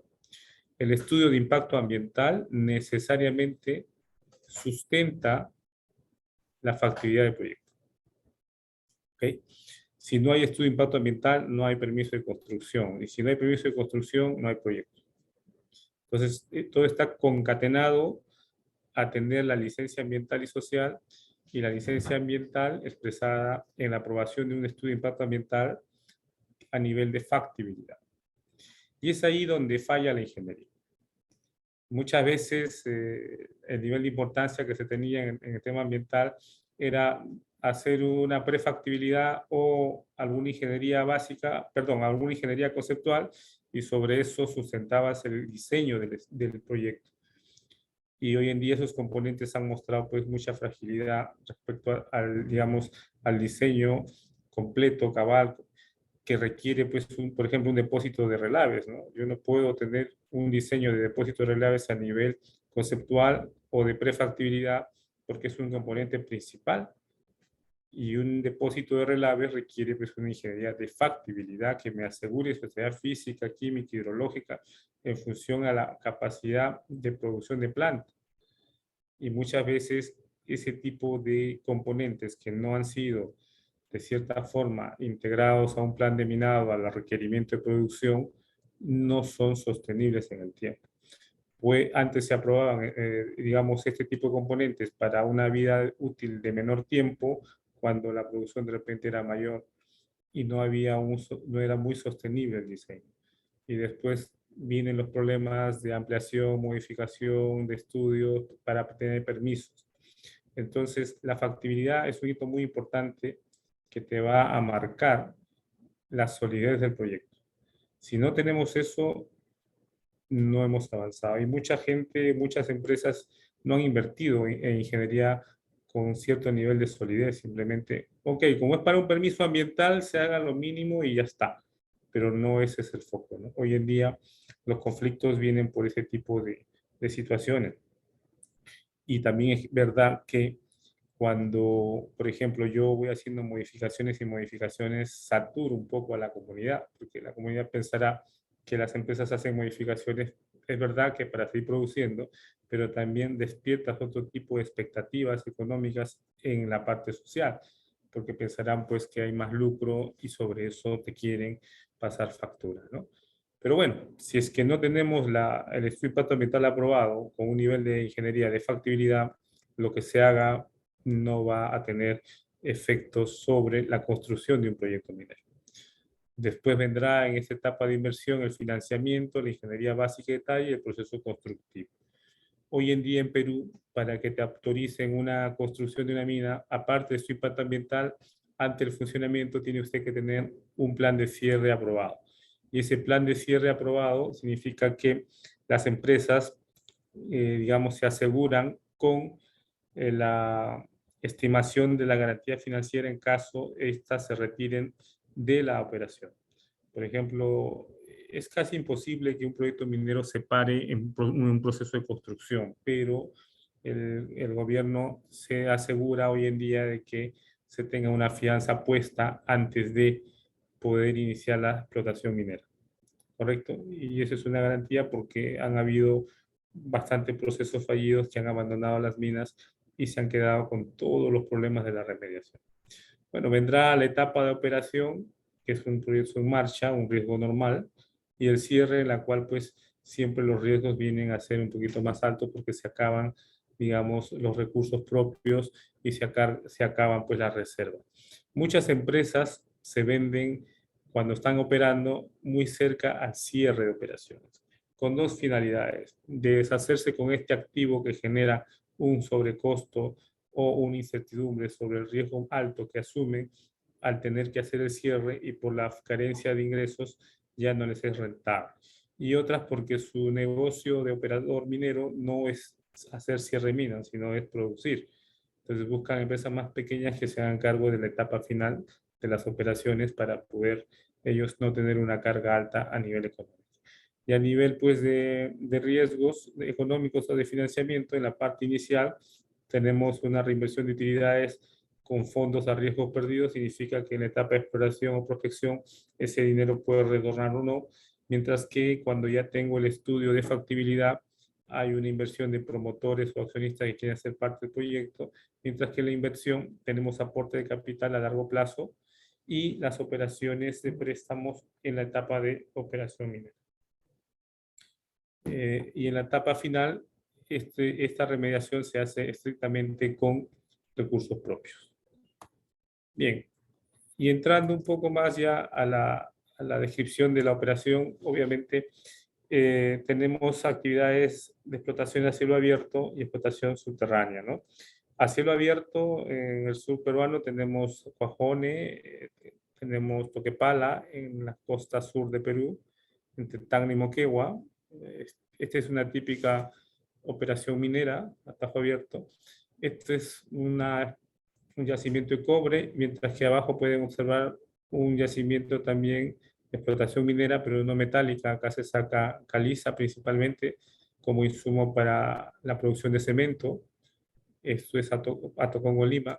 mientras que lo que nos abunda mucho en Perú son las minas subterráneas, ¿no? La profundización, las diferentes formas de ingresar a las labores subterráneas es lo que tenemos aquí. En la parte superficial, a nivel, digamos, de cielo abierto, aspectos ambientales que tenemos que ir viendo son calidad de aire principalmente, la polución, el polvo, movimiento de tierras, y en minería subterránea el principal problema no es el polvo, pero sí la presencia de aguas en la zona andina, ¿no? Muchas aguas que se van infiltrando y de ahí viene la necesidad de conocer bien los aspectos y comportamientos hidrogeológicos que tienen estas operaciones que van de la mano con los servicios que se requieran en la operación minera. Y eso lleva a ciertos niveles de inversión. ¿Correcto? Hay que bombear el agua, usar energía, incorporar estos costos al CAPEX o al OPEX que se requiera para poder tener la infraestructura para evacuación de estas aguas y tratarlas, ¿no? Muy bien. Perdona, ¿me ayudan con el tiempo? ¿Cuánto tiempo tengo para esto? Aún queda tiempo, doctor, no hay ningún problema, adelante. Sí, me ayudan con el tiempo para... Muy bien, y en cuanto a los métodos de explotación minera a través de minas subterráneas, pues todos ya sabemos que el comportamiento de lo que es el ingreso para ascender o descender a ciertos niveles. Aquí, por ejemplo, mucho trabajamos con los temas de agua, ¿no? Lo que ingresa acá o sale de aquí es el agua para perforar y habilitar esas galerías, esas rampas. Luego tenemos por el otro lado, a nivel, digamos, de recursos, en el caso del agua, pues en minería subterránea hay que ver de qué forma y en qué niveles de avance hay que ir drenando el agua, ¿no? Y el problema se convierte en superficie cuando, por ejemplo, no encuentro cuál es el caudal adecuado de agua que voy encontrando para tratarlas. Y si no hay una infraestructura en superficie que me permita tratar todo ese caudal, tengo los problemas. Es por ello que es importantísimo hacer los estudios hidrogeológicos con sus pruebas de bombeo y determinar cuál es el caudal que puedo ir sacando. Y eso va a servir a que los especialistas en la extracción puedan saber en qué zonas pueden encontrar ciertos problemas de agua o si los encontrasen, qué tipo de equipamiento necesitan para poder llevarlas a superficie. ¿Correcto? Bueno, a nivel superficial, conocemos pues que un proyecto minero tiene una serie de componentes principales y auxiliares, ¿no? Los componentes principales, llámense relaves, llámense desmonteras, llámense tajos, bocaminas, chimeneas, etcétera, son parte de los componentes principales que tienen que ser diseñados a nivel de ingeniería de factibilidad y ser sustentados en el estudio de impacto ambiental.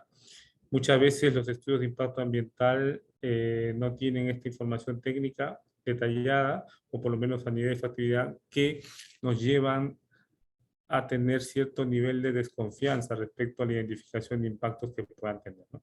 Por ejemplo, un depósito de relaves, como ya le dije, tiene que estar en un lugar seguro, con condiciones físicas que garanticen que no va a ocurrir ningún hundimiento en esa zona y que podamos estar no sobre bofedales, sino en material competente a nivel de suelos o material que lo soporta, mientras que a nivel, digamos, de las plantas de tratamiento, por ejemplo, en este caso, al tema ambiental nos interesa saber, ¿tenemos plantas de tratamiento de aguas ácidas, sí o no? Sí, ¿de cuánto, por ejemplo, no?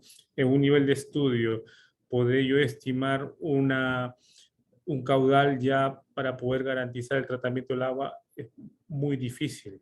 ¿Por qué? Porque estás empezando a diseñar la mina y muchas veces en ese momento no se tiene la hidrogeología completa. Pero bueno, ahí tenemos que hacer un trabajo de simulación numérica para poder tener un caudal estimado y sobre eso ir calibrando ya entre la operación y lo que realmente va saliendo, ¿no? De agua para tratarla. Y esos componentes tienen que ser sí o sí considerados como principales, ¿no? Posteriormente tenemos aquí, bueno, varias formas pues, de explotación minera, ¿no? El tajo abierto, digamos, con el ritmo de producción. Por lo general, pues, cuando hablamos de minerías, digamos, a tajo abierto es porque hay un gran movimiento de tierra, ¿no? Y hoy en día en Perú, por ejemplo, tenemos una zona que se llama Cerro de Pasco, ¿no? Cerro de Pasco es muy parecido a este tajo, en la cual se asentó una unidad minera sobre los 4.600 metros sobre el nivel del mar, una altitud bastante alta, donde cuando empezó a producir no había población cercana y hoy en día la población está alrededor del Tajo y prácticamente cada vez cercando más a la producción minera, que ya no se va a poder hacer actividad minera en los próximos 5 años posiblemente, porque la población está muy cerca. Y la única forma de hacer actividad minera es reubicando a toda la población y llevándola a otro lugar en la cual no esté expuesta a los impactos o a los efectos pues, de la producción y que éstas puedan ser, digamos, que éstas puedan buscar un mejor lugar de vivir, ¿no? Eso es, por ejemplo, en Perú. A nivel, digamos, subterráneo, los diferentes accesos que hay que tener para poder ingresar a mina. Aquí estoy yo trabajando en operaciones hechas en la mina San Juan.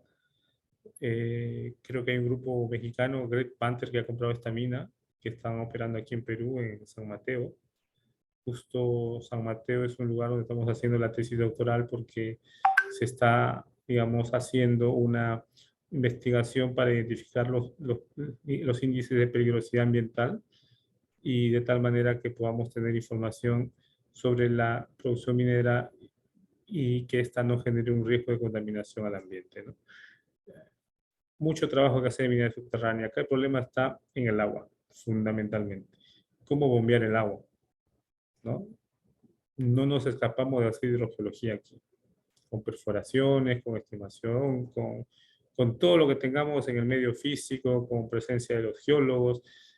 La hidrogeología nos va a dar un valor, digamos, que nos va a permitir estimar si es que puedo usar buenas bombas o evacuar flujos a superficie y contenerlas para sedimentar en un primer momento y evitar así cualquier afectación al cuerpo receptor, ¿no? O sea, lo que hay que garantizar es que los límites máximos permisibles se puedan, digamos, cumplir. No podemos exceder límites máximos permisibles, ¿no?, al cuerpo receptor.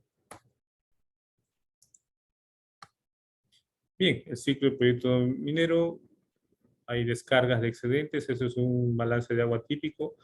Lo que se quiere es que la descarga de excedentes vayan a cuerpo receptor o a un reuso en algún momento, ¿no? Hay unas plantas de precipitación, material inorgánico, orgánicos, etcétera, ¿no? Hay diferentes formas de captación de agua y pérdidas. Tenemos aquí canales de coronación, de contacto, no contacto, para ver escorrentía.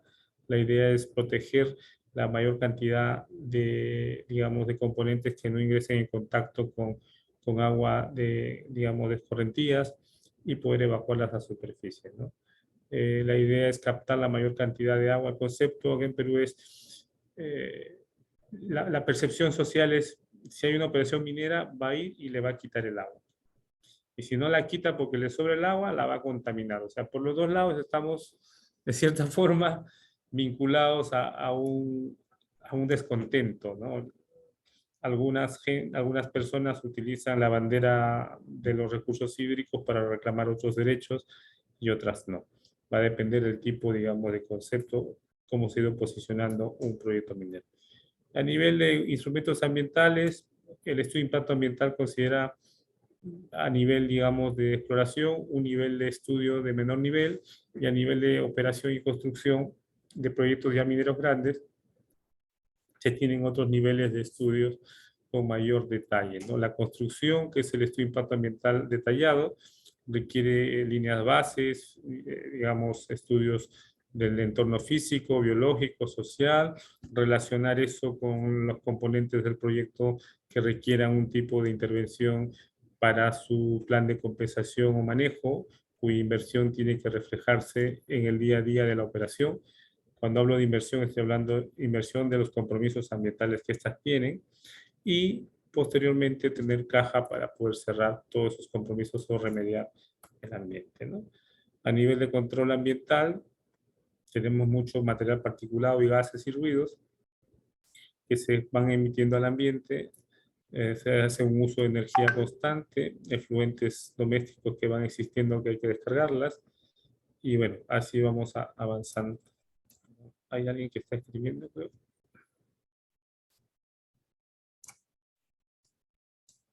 Muy bien. Entonces, luego tenemos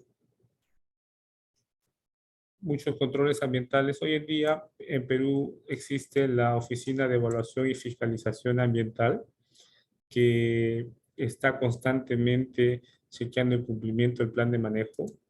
No hay forma de no cumplir. Hoy en día todas las operaciones mineras formales en el Perú son visitadas por la fiscalización. De cierta forma, ello ha ido generando confianza en estos últimos años porque han habido muchos descontroles. Por más empresas formales que hay, siempre ha ido originándose algunos problemas operativos que han devenido pues en algunas contaminaciones muy evidentes que no se han podido controlar, y es por eso que existe la Oficina de Fiscalización Ambiental. Pero no obstante a ello, también es verdad de que la regulación, la parte legal está muy comprometida y sancionando al contaminador. Vale decir que hoy en día ya no es muy rentable o de muy buena facilidad aceptar una responsabilidad ambiental como jefe o gerente de una operación minera del cual no estemos seguros que va a cumplir con todos los requisitos que demanda operar formalmente en una operación minera, cumpliendo todo, porque está la autoridad, está la ley, está la justicia encima tuyo con cierta regulación que tú puedes ir hasta a la cárcel por un problema de contaminación. Entonces, a quienes nos dedicamos al tema ambiental neto, tenemos que tener muchas seguridades si es que realmente vamos a aceptar una responsabilidad de ese tipo por aspectos que de repente no pueden ser controlados por la organización. Y si hay aspectos que no pueden ser controlados por la organización, el nivel de exposición del funcionario que asume esa responsabilidad es muy alta. ¿A qué costo? Al costo de perder tu trabajo y tu libertad. Y a eso estamos llegando con la penalización de los delitos ambientales por alguna situación dolosa o por alguna situación de falta de inversión o operaciones. Entonces hay que pensarlo dos veces también si vale la pena asumir responsabilidad de terceros en operaciones mineras que no garanticen la inversión y el cumplimiento, ¿no? La parte técnica es muy bonita, todos hacemos geología, hidrogeología, diseño, tal o cual, pero el tema es quién asume la responsabilidad, ¿no? Por un lado está la representación legal, pero por otro lado es el responsable ambiental que tiene que dar cara de que está cumpliendo con todo ante la sociedad y ante el regulador, ¿no?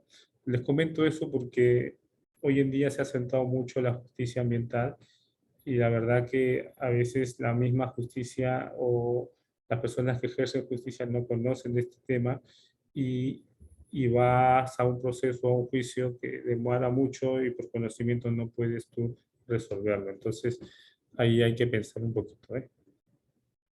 Bueno, la minería subterránea es bastante peligrosa, igual que la superficial, de alto riesgo entrar a un socavón. No es lo mismo estar en operaciones superficie como en operaciones mina dentro, por los riesgos que estas significan. El tajo abierto obviamente requiere maquinarias bastante grandes por el volumen de transporte de material, y estas pues siempre generan residuos y desechos que hay que ir tratándolas, ¿no? Residuos sólidos, un montón, material particulado por todo lado. Se usan bastante cisternas para regar, muchas veces es lo único que se tiene para poder controlar la polución cercana, para evitar que los polvos puedan desplazarse rápidamente hacia las comunidades cercanas. Muchas veces se usan algunas sales para poder controlarlas, afianzarlas. Hay presencias de plantas de tratamiento de aguas residuales domésticas, eso es inevitable, siempre va a generar, en cualquier campamento u operación minera, siempre vamos a tener, digamos, aguas residuales, y estos también son otro tipo de fuentes que tienen que ser tratados, ¿no? Para evitar cualquier tipo de presencia o alteración al riesgo por el sector. Muy bien, después vendrán por los controles ambientales operativos ante derrames de combustibles, algún tipo pues, de trabajo que requiera un aislamiento de suelos y evacuarlos a un área de control. Y todas estas cosas pues se retroalimentan en las capacitaciones o las charlas, ¿no? Posteriormente a los tratamientos de en la etapa de operación, controlo a través de filtros, etcétera, el tema de los gases que van hacia la superficie, y a nivel de aguas residuales, el uso de flocculantes y algún tipo de insumos químicos para poder tratar esto. Por un lado neutralizar y por otro lado controlar los metales y cumplir los límites máximos permisibles, ¿no? Todo esto es una inversión, ¿no? O sea, aparentemente las minas, pues así como sacan mineral, tienen que gastar mucho dinero para poder cumplir con el vertimiento de las aguas industriales por el sector y que estas sean aptas mínimo para riego, ¿no? Que es lo que pide la regulación aquí en Perú. Muchas veces, la coloración engaña. Podemos tener un agua totalmente transparente, pero con pH 3 o pH 4 y piensas pues que el agua esta es limpia, ¿no? Hay muchos problemas de percepción, pero a veces también hay mucho material ferroso, por ejemplo, que el agua naturalmente tú lo puedes encontrar un color naranja o medio marrón, pero a veces ese no tiene pH ácido, lo que tiene son sedimentos y otro tipo de cargas. Entonces, hoy en día hablar pues sobre calidad ambiental en Perú, por ejemplo, es muy complejo porque a veces ya la gente no cree en el tipo de tratamiento que le das.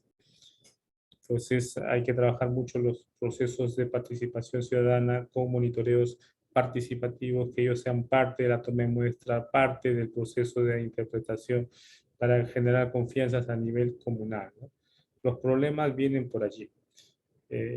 Y es el único argumento, digamos, fuerte, sólido que tienen las comunidades de acusar a las personas que hacen minería o que le quitas el agua o que lo contaminas. Por una o por otro lado, tienen ellos sus argumentos fuertes. A nivel de construcción, muchas veces ocurren pues que, las geomembranas o los elementos de impermeabilización son mal colocados. Estos generan filtraciones, ¿no? Se ha visto muchas veces que a la hora de impermeabilizar con geomembrana hay problemas en la compactación y se van generando grietas y filtraciones. Hay que tener mucho ojo en la supervisión, ¿eh? Esa es una recomendación para la parte de construcción. Bueno, y cualquier tipo de impermeabilizante tiene que tener su visión muy clara, ¿no? En los cierres de minas, pues hoy en día se han puesto bastante, digamos, intensos. Antes, por ejemplo, las garantías financieras se calculaban con los costos del cierre final. Hoy en día se suman los costos de cierre progresivo. Y eso incrementa la fianza. ¿Con qué finalidad? De tener más dinero con capacidad de inversión para la remediación. Pero financieramente eso ahoga a la empresa porque le quitas liquidez para poder tener una garantía cuando estos pueden ser ejecutados por los mismos, digamos, titulares, ¿no? Pero ¿a qué se debe eso? A que muchas veces todas las actividades de cierre final las han pasado a progresivo para evitar la fianza del cierre final. Pero también se ha detectado que el cierre progresivo ha sido muy ineficiente. Entonces, al ser ineficiente ha generado riesgos, derrumbes y cosas que no han ido a la par con lo que se quiere con un cierre, ¿no? Que es la rehabilitación de las zonas impactadas. Y esa rehabilitación de zonas impactadas necesariamente tiene que ver con la inversión que tú le pongas como titular en la ejecución. Pero ¿qué pasa? Que muchas veces las empresas especializadas en hacer ejecución y cierre no son las que están haciendo el cierre. Por alguna razón han dado este tipo de responsabilidad de ejecución de cierre a las comunidades. Ok, genero trabajo para la comunidad y ellos son parte de este proceso, por lo tanto, que ellos hagan el cierre. Se ha fallado en la supervisión. Entonces, muchas veces el dar una oportunidad de trabajo hace que la gente tenga trabajo, pero no asumen la responsabilidad como tal de cumplir un requisito de cierre. Eso se va a convertir en un problema en el futuro cuando quiera la autoridad certificar cómo se hizo el cierre, si se hizo bien o se hizo mal. Y ahí vendrán los problemas que por dárselo a la comunidad, esa ejecución técnica, vienen los vacíos por conocimiento o por experiencia. Entonces, es bonito ponerlo verde, pero no significa que sea estable o que estén poniéndose las cosas correctamente. Entonces quedan dos cosas, o seguir trabajando con la comunidad y ponerle una supervisión muy alta, o que lo haga una empresa especializada que garantice. Yo iría por lo primero, ¿no? Que se haga con la comunidad, pero con una supervisión muy fuerte, para también ser un proceso inclusivo en el cierre, ¿no?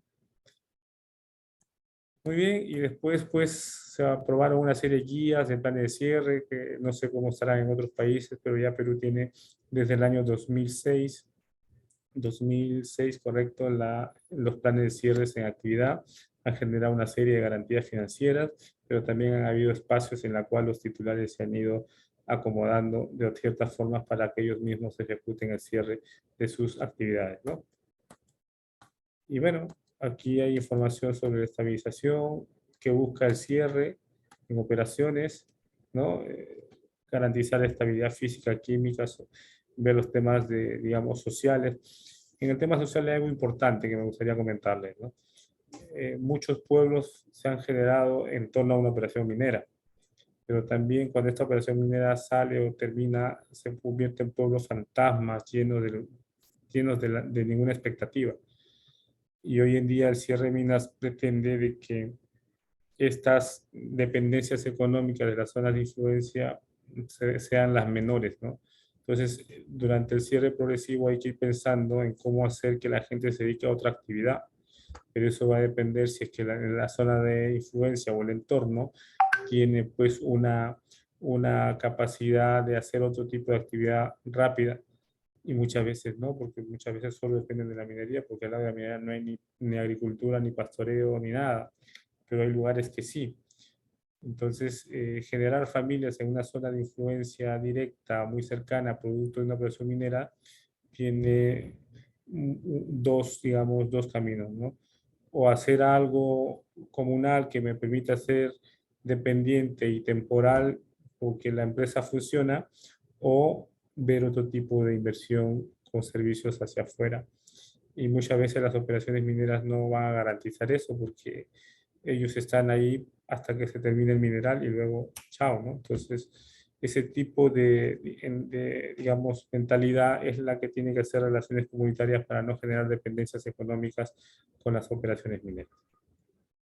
Bueno, lo que ya sabemos mucho pues de esto es de que las aguas subterráneas, si están impermeabilizadas, las pueden controlar, y si es que no están impermeabilizadas en cuanto a los depósitos, digamos en este caso de desmonte, de desmonte o relave, no las puedes permeabilizar, vas a tener percolación, ¿no? Y esta percolación te genera la contaminación directa. Hoy en día, eso ya no ocurre, ¿no? Todos tienen cobertura y protección y se cuida mucho el acuífero, se cuida mucho que las aguas subterráneas estén en condiciones pues, de hacer su uso sin ningún riesgo a la salud. Muy bien.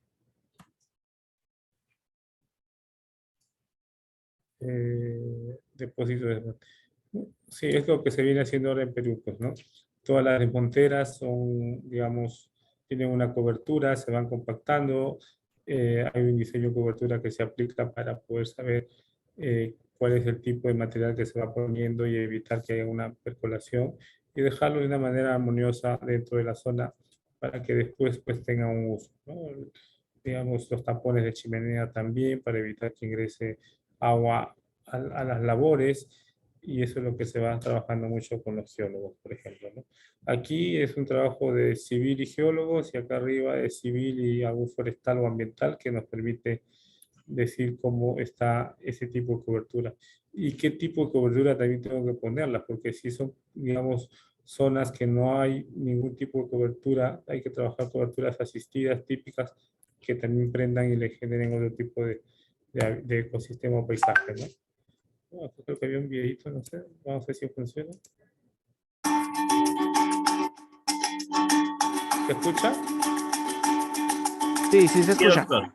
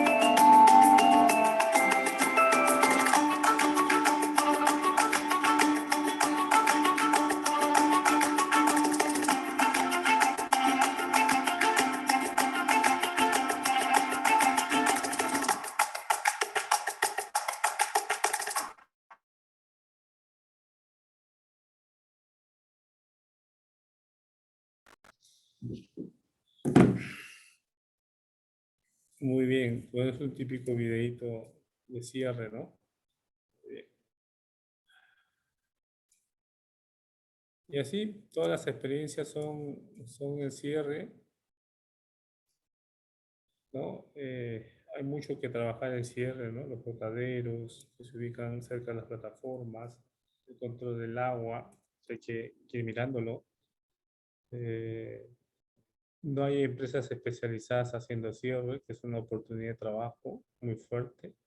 Ver la revegetación, es como ver pues cómo remodelar el paisaje, ¿no? La cobertura, un análisis paisajístico que tiene que ver con arquitectos, con forestales, con ambientales, ¿no? Que la gente que la sociedad sepa que las experiencias de cierre son exitosas finalmente, para creer y seguir creyendo que hay una inversión minera responsable. Eso es lo que se busca, ¿no?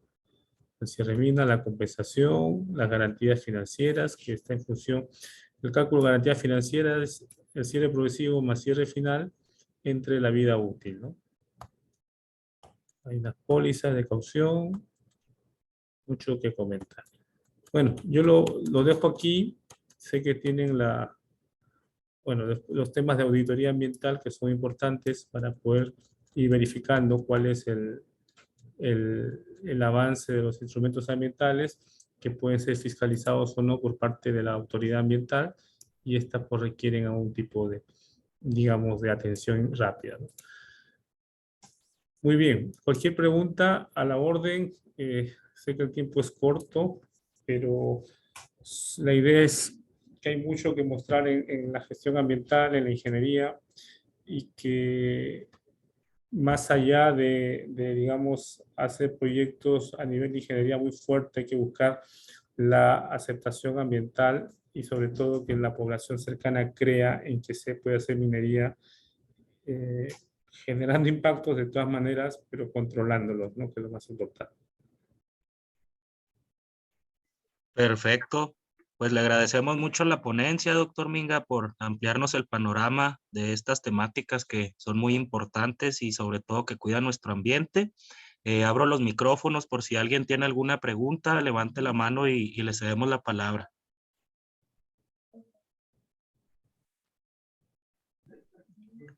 Acá hay comentarios en el chat, maestro Luis. Perdón que te interrumpa, no sé si gustes leerlo o lo Sí, leo yo. sí, claro que sí. Perdone si es que por ahí fui muy rápido, pero creo que están en hora de almuerzo también allá. Vale. Dice que igual que el anterior, muy buena conferencia, doctor.